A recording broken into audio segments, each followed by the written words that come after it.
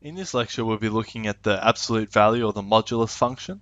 So this is a function when you have y is equal to some type of function which includes the modulus, which is when you have like the two straight lines coming down. So the easiest and the most simplest is y is equal to modulus x. Now the modulus x refers to the magnitude. So the absolute value and the modulus refers to the magnitude, or you can think about it as size.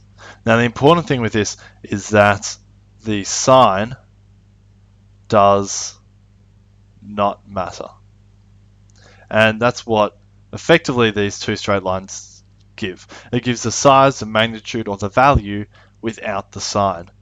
So we'll take some examples and just show what the modulus function does. Let's say you have 2, the modulus of 2 would just equal 2. The modulus of -4 would equal 4. Because the size, the magnitude, or the absolute value, all these interchangeable words, of -4 is equal to 4. So it's effectively the same value if it's negative, however, you get rid of the negative sign. So as you can see here, the sign does not matter. Some other examples could be like -3 gives you 3, however, if you have positive 100, it will just give you 100. Now, when you're talking about the modulus, it's about the final result. So rather than looking at the inside, it's about the final.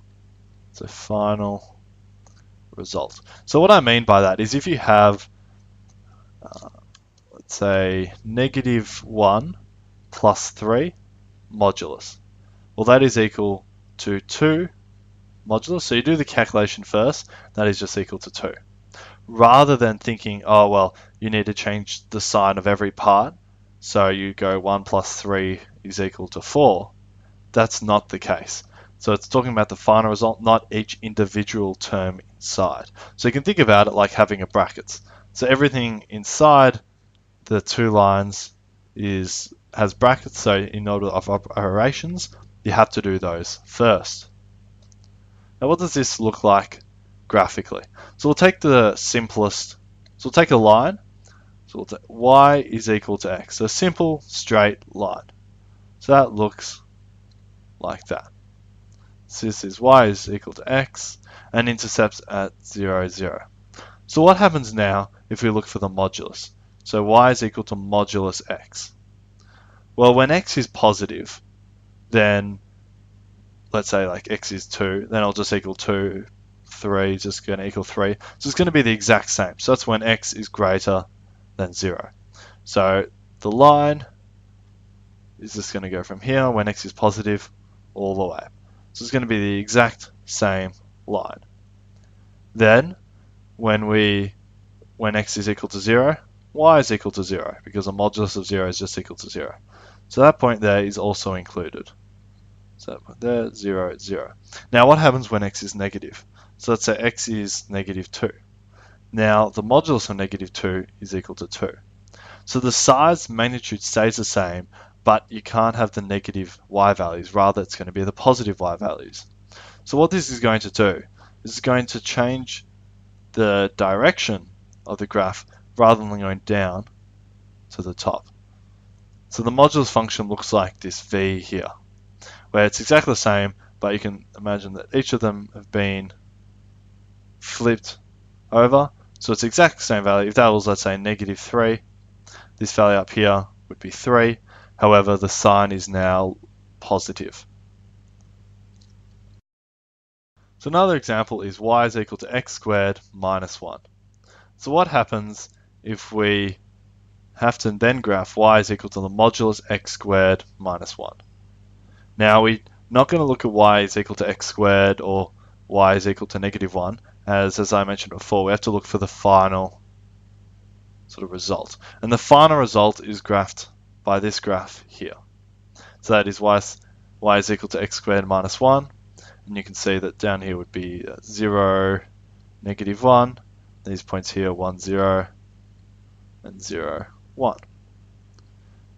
Now when x creates a positive y value, then it's going to stay the same.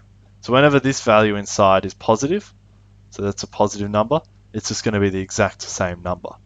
So along here, all these are positive y values, so the modulus function isn't going to change anything. So we can see that along here. 1, 0 is always also going to stay the same. And then along here will also remain the same as the y is still positive. So here is 0, 1. Then we have 2 points here. So you always want to label those points. But what happens here when y is negative? Well, it's now going to keep the same magnitude or size, but now, as it's a negative number, it's going to turn into a positive number. A way of thinking about this is it's going to be the negative number, which will give you the positive number. So it's good. So firstly, let's look at the point 0, negative 1. What will its value be? So we'll sub in these values. So we know that x is equal to 0. So let x equal 0. Well, y is equal to 0 squared minus 1. 0 squared is just 0, so we have 0 minus 1. Now 0 minus 1 is equal to negative 1. And then the modulus of negative 1 is equal to 1. So therefore, for this graph, we're going to have a point 0, 1 up here. 0, 1. And then we could do every other point along here, and you'll find that it's going to be the same magnitude, but rather positive. So it's going to look like that. So initially it may look like a strange shape, but you should see that it's effectively a reflection along here. However, I don't always want you to think of modulus as reflections, as it can be translated and also include other terms that aren't in the modulus, so doing that may get you confused. But for now, you can see what the graph looks like. And if you get rid of the yellow line, just to emphasize, the graph will look like that. So now what about this function? Sketch y is equal to the modulus x minus 2, modulus plus 1. So firstly, let's sketch x minus 2 to see what happens. So x minus 2 gives you a graph that is straight, but it's been translated 2 units down. So it will look like this. So that's your line, y is equal to x minus 2. Then we have the modulus function. So the modulus function is going to remain the same along here, but when y is negative, it's going to become positive and go along like that. Now we know this point here is equal to 0, negative 2, so therefore this point here will equal 0, 2. So that's what y is equal to the square modulus x minus 2. That's what that graph looks like. But then what happens? What does this plus 1 do? Well, this plus 1 translates it 1 unit up. And we can see that. Let's take this point here. So this point is 2, 0. Now, let x is equal to 2. Therefore, y is equal to modulus 2 minus 2 plus 1, which is equal to modulus 0 plus 1. Modulus 0 is 0. So 0 plus 1 is just 1. So therefore, we have the point of 2, 1. So therefore, it's moved up 1 unit. 2, 1. You can go along here and see that it's going to be the same graph all the way along, but it's going to be shifted up 1. Now use a ruler along here. So if you're drawing this graph, you'd have this point here going up and along. This point here is going to be when x is equal to 0. So what happens when x is equal to 0? Well, y is equal to modulus negative 2 plus 1, which is equal to 2 plus 1, which equals 3. So therefore this point here will be 0, 3. Now remember, you always have to draw x and y intercepts. There's no x intercepts here, but there is a y one. Then you can label the graph and you get y is equal to modulus x minus 2 plus 1. So with your final graph, you don't want these other graphs. So you should do this as a sketch like I've done here, and then redraw the graph with a ruler and including all these points. So here should be your final result with the graph. And then you should draw in the equation, y is equal to x minus 2 modulus plus 1. So final point about this point here.